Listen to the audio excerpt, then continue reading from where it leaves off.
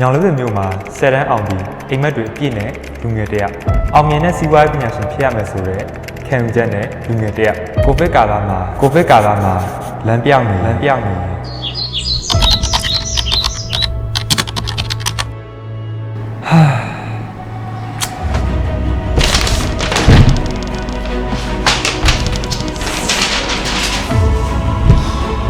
ဟုတ်ကော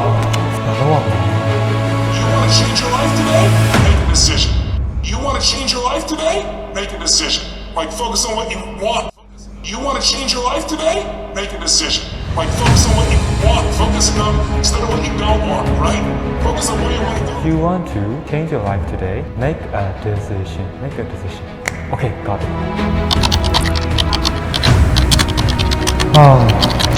ဒီကြောင်းကောင်းဆုံးပဲဒီကြောင်းကောင်းဆုံးဖြစ်မယ်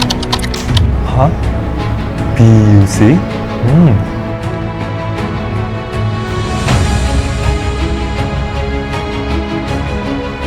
ကိုယ့်ရဲ့ customer ကိုပြီးတော့ကိုယ့်ရဲ့ customer ရဲ့လက်ရှိအခြေအနေပေါ်ပြီးတော့ပေါ့နော်သူက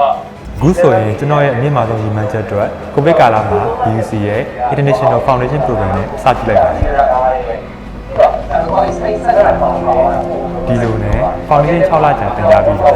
High Diploma in Business ကိုဗစ်ကာလပြီးတဲ့အခါ Income Plus တက်ရောက်တင်ကြားဖို့ညောင်လေးပင်ကနေရန်ကုန်ကိုကျွန်တော်ခြေချခဲ့ပါတယ်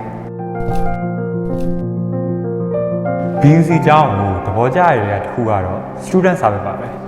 ဘာပဲလိုအပ်အချိန်မီတွေအဆင်ပြေဆုံးနဲ့ချိုးသားစွာဆောင်ရွက်ပေးရတယ်ပေါ့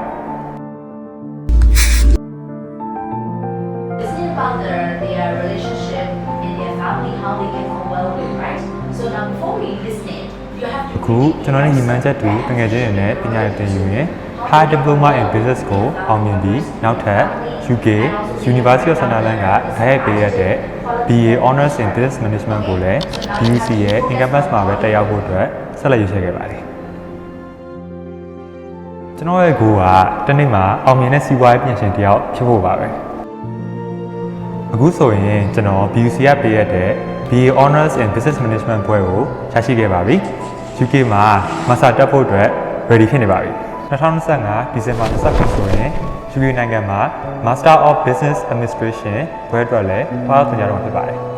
UK နိုင်ငံမှာ Master ဆက်တက်ရမယ်ကျွန်တော်ရဲ့ပညာရေးခြာနေအတွက်လည်းကျောင်းကိစ္စအဝအပြင်လေစိတ်ကြိုတာနေရာထိုင်ခြင်းစသဖြင့်လိုလေသေးမရှိဆောင်ရွက်ပေးနေရဆိုတော့ BUC ကကျွန်တော်ဘဝအတွက်မှန်ကန်တဲ့ရွေးချယ်မှုတစ်ခုပါပဲ I'll make the right decision by choosing BUC